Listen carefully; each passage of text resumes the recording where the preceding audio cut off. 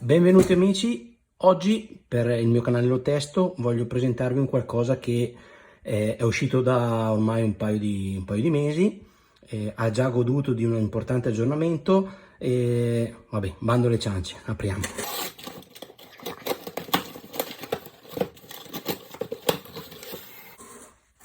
T-Rex 2.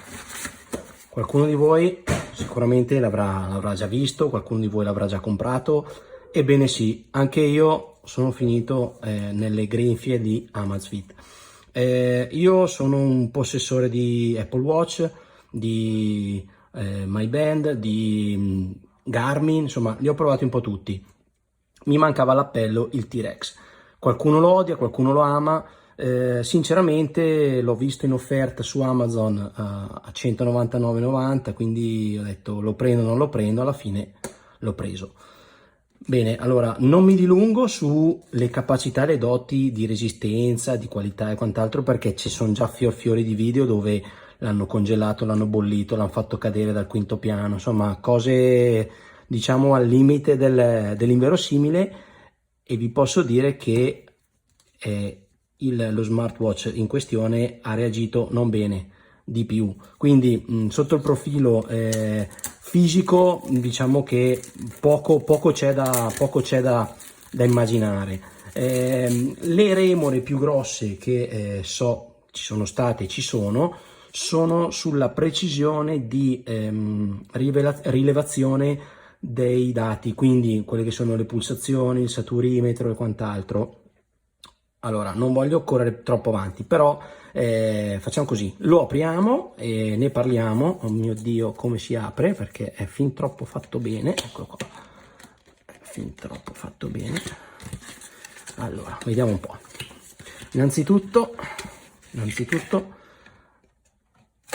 il packaging ha un suo perché e diciamo che sempre più ricopre una funzione importantissima. Molto ben fatto, semplice ma ben fatto. Eccolo qui, l'orologio, chiamiamolo orologio, giusto per sminuirlo un po'. Si presenta veramente robusto. La cassa è un 47 mm, 47,1 se non sbaglio per la precisione di diametro.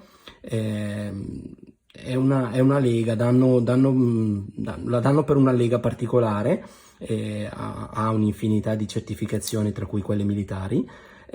Abbiamo sul retro il sensore biometrico, come ormai siamo abituati a vedere in tutti gli smartwatch, sensore biometrico e ovviamente pin per la ricarica dello smartwatch. Spellicoliamo il display, eccolo qui, e ecco a voi lo smartwatch in questione, T-Rex 2. Allora, per quanto mi riguarda, il costo secondo me è un costo assolutamente d'attacco, nel senso che meno di 200 euro è difficile trovare un qualcosa che abbia queste caratteristiche. È gioco forza che comunque probabilmente dei limiti li ha e li avrà. Innanzitutto io ho un polsino, come potete vedere lo Smart Band è quasi è giusto, questo è un 47 mm e comincia a essere una dimensione importante. Io però amo diciamo, gli smartwatch particolarmente grossi, o meglio gli orologi in generale grossi, e quindi diciamo che il 47 mm non mi spaventano. Come dicevo, l'obiettivo del mio video è presentarvi quello che è, quindi come potete vedere l'oggetto in sé è questo, mettiamolo a favore di camera, ok, si vede. Queste sono i pulsanti che praticamente sostituiscono il funzionamento del touchscreen, perché comunque al di là dell'utilizzo del touchscreen si può comunque utilizzare i 4 tasti per le funzioni principali. Qualcuno storce il naso perché dice che appunto il cinturino non è di facile sostituzione. In realtà, girovagando un pochino su Amazon o comunque nella rete in generale, ho visto che già ci sono dei kit per la sostituzione, quindi kit complementari se ne possono trovare. addirittura ho già trovato anche lasciatemi dire, dei bumper, delle cover per poter riparare quella che è la cassa, che comunque la danno ultra resistente. Niente, questo è un'anticipazione su quello che vorrò fare, vi spiego. Io praticamente adesso lo metterò in azione, lo caricherò, lo imposterò e quello che farò è in queste settimane lo affiancherò a quelli che sono i vari dispositivi, quindi il Garmin di turno, piuttosto che il mio Smart Band, piuttosto che l'Apple Watch, per avere un raffronto su quelle che sono le misurazioni effettive dello smartwatch. Se tutto collimerà, o comunque mi aspetto di avere delle differenze diciamo non troppo marcate, passatemi il termine, perché leggendo qua le recensioni c'è qualcuno che addirittura diceva valori totalmente sballati, più che doppi, sto parlando magari per esempio di pulsazioni, oppure più che dimezzati, quindi chi scriveva la recensione era abbastanza ironico, diceva bah, non è un problema, basta moltiplicare o dividere. Ovviamente non è una cosa che si può pensare di poter fare. Un orologio deve darci un dato che sia fruibile e che sia veritiero. Ripeto, questo è uno smartwatch che sulla carta si presenta benissimo, ha una qualità costruttiva veramente pari non dico alla perfezione, perché per carità la perfezione non è di questo mondo, però è veramente, veramente curato nei particolari. Giusto per darvi qualche dettaglio, come vi dicevo prima, allora, questo è uno smartwatch che dovrebbe resistere a una gamma di temperature tra i più 70 e i meno 40 gradi. Lo danno addirittura a una resistenza all'umidità per 96 ore, quindi una resistenza in nebbia saline di 96 ore. È un qualcosa di veramente, veramente importante. Poi, per quanto riguarda invece le caratteristiche, abbiamo un display un AMOLED di 1,39, un pollice 39 con 336 ppi di nitidezza e di risoluzione, pardon, e fino a 1000 nit, quindi stiamo veramente parlando di valori importanti, quindi mi aspetto che a livello di leggibilità e fruibilità sarà perfetto. Più di 150 attività, non so se sono 158, addirittura ci sono credo che siano contemplati anche il gioco degli scacchi, le carte, cioè questo vorrei verificarlo, perché vorrei capire anche come, come impatta su uno smartwatch. Quindi questo per dirvi, ha delle potenzialità veramente sulla carta veramente importanti. Lo danno per una cinquantina di ore di utilizzo in modalità GPS, posso arrivare fino a un 7-10 giorni invece di utilizzo sostenuto, diciamo con un'attività fisica sostenuta, 10 giorni di uso intenso, quindi può arrivare persino a 45 giorni se in modalità di risparmio energetico, quindi lasciatemi dire, solo per quello che è l'utilizzo delle ore, il cronografo e quant'altro.